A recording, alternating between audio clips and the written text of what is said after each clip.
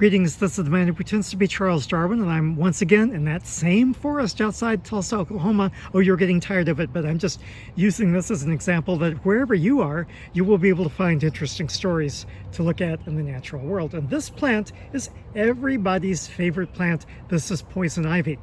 If you don't know how to recognize it, please understand that each leaf has 3 leaflets, and the middle leaflet has a stalk right here. I'm trying to show it to you without touching it.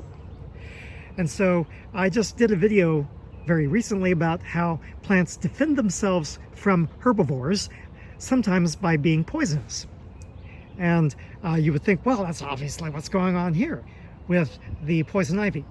Any animal that would eat the poison ivy would get harmed by it. And so that's the poison ivy plant's defense against herbivores. But that appears to not be the case. It appears that a lot of animals are able to eat poison ivy.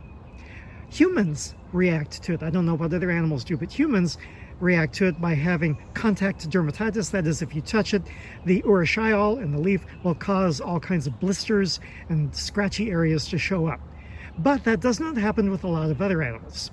So, for instance, squirrels can eat the seeds. Deer can eat the leaves. And so what is it that causes the poison ivy to be poisonous?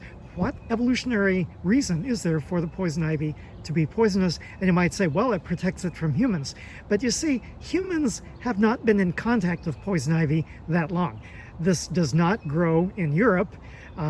There are related species that grow in Asia, but in Europe, where you have Neanderthals and Cro-Magnon and people like that, it doesn't grow. And so the first people to come in contact, at least with this species, was the Native Americans, who came over on the Bering Land Bridge somewhere between 30 and 15,000 years ago. That's not very long to allow evolution to occur.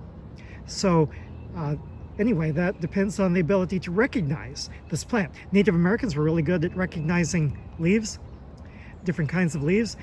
However, most modern people don't recognize them. Did you know that this was a poison ivy? Did you know how to recognize poison ivy?